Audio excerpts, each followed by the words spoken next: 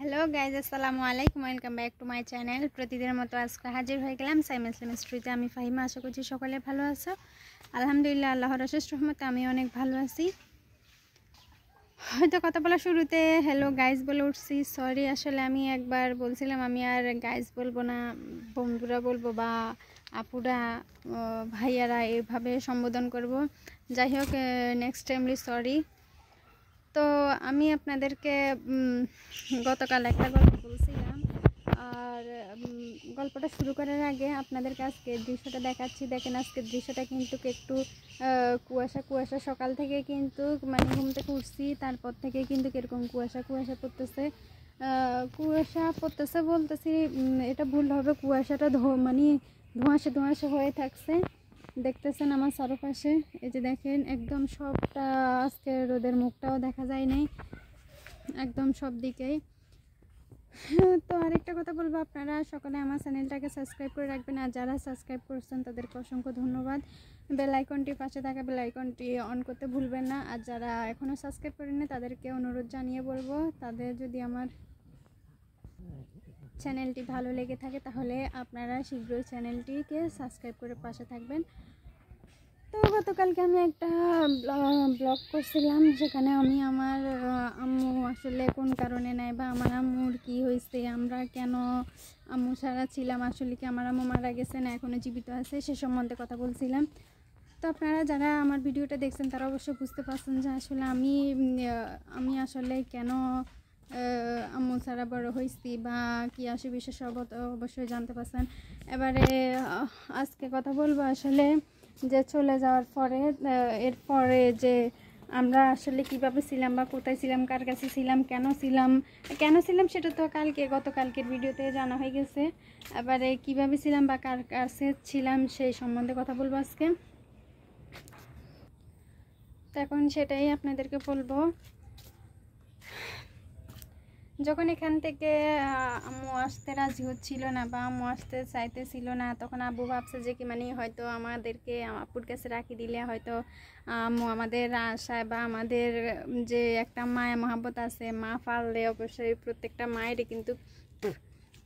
মায়েরই কিন্তু একটা মনোভাব থাকে, মনের মধ্যে একটা দুর্বলতা কাজ করে। আমার সন্তানরা কী করতেছে, কী করবে, কীভাবে থাকবে, কার সাথে থাকবে, কার কাছে থাকবে, বিভিন্ন ধরনের ভাবনা হয়তো ভাবাবে, আর সে কারণে হয়তো আম্মু চলে আসতে পারবে, এসব কিছু ভাবি। কিন্তু মানে আমাদেরকে ওনার কাছ থেকে লুকাইয়া আব্বু রাখি দিছে যেন চলে আসে, কিন্তু মানে মুখ দিয়ে বলতে চাইতেছে না। কিন্তু ছেলেরা দেখবেন সব সময় নিজের ভিতরে হাজারো কিছু লুকাই যাবে, কিন্তু বলবে না। যেটা নিজে সহ্য করতে পারবে না সেটাকেও কিন্তু হজম করে নেয়, চুপ করে থাকে, কিন্তু মুখ ফুটিয়ে বলতে পারতেছে না যে কি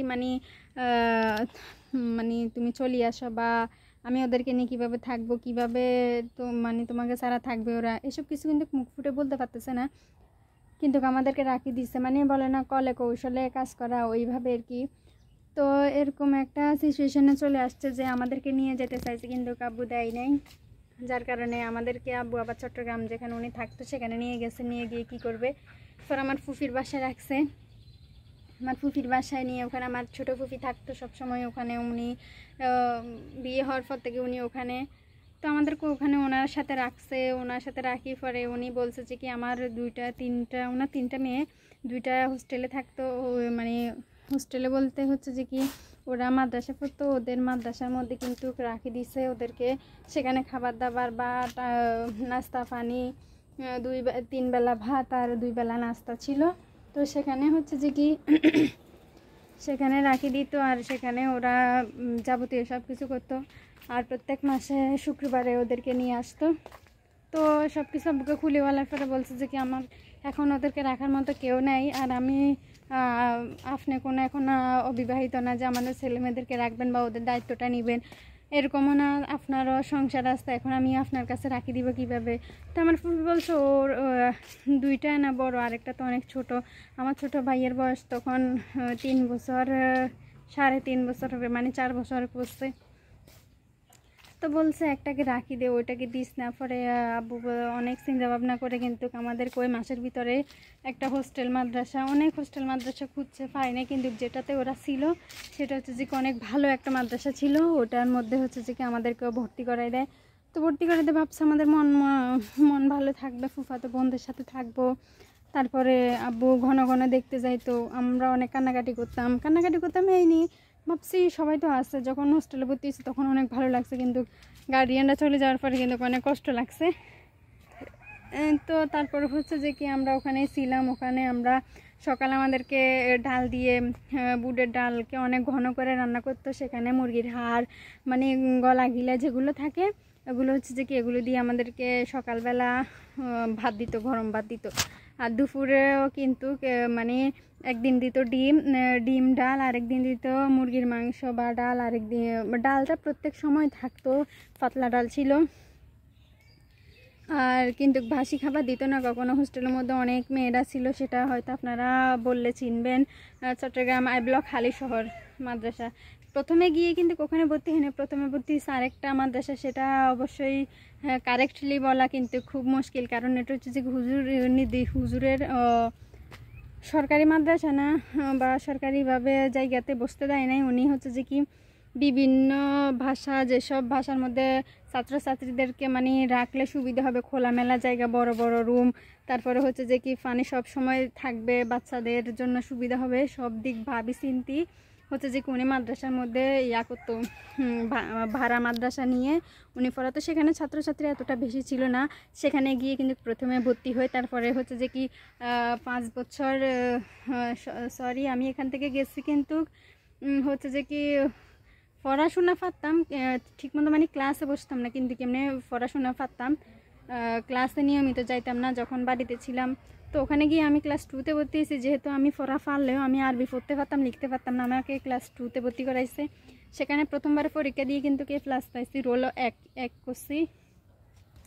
লেখার জন্য আমাকে সাবধানতা দিছে, আর অন্যান্য সাবজেক্টগুলো ভালো ছিল। তো যাই হোক, সেখানে মেধা উত্তীর্ণ পরীক্ষার মধ্যেও কিন্তু ফার্স্ট হয়েছি। এরপর হচ্ছে যে কি আমি আমার ওখান থেকে 4 বছর পরে আমি চলে আসি।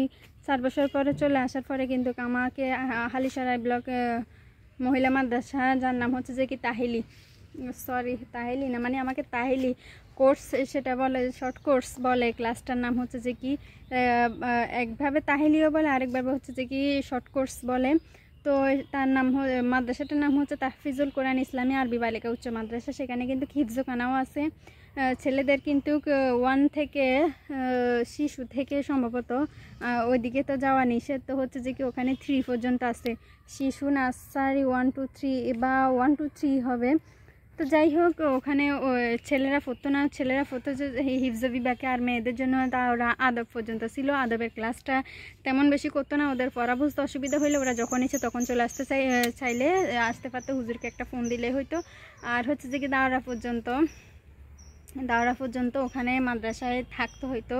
হোস্টেলে থাকলে মানে পড়াশোনা ভালো হবে, সেজন্য সবসময় পরামর্শ দিত যে হোস্টেলে থাকলে ভালো হবে। আর বাইরে যদি আপনারা হচ্ছে যে কি বাহিরে যদি আপনারা হোস্টেলে ছেড়ে ভালো রাখতে পারেন বা পড়াশোনা ভালো থাকবে, তাহলে হচ্ছে যে কি ওদেরকে ওখানে ভর্তি করাতে পারেন।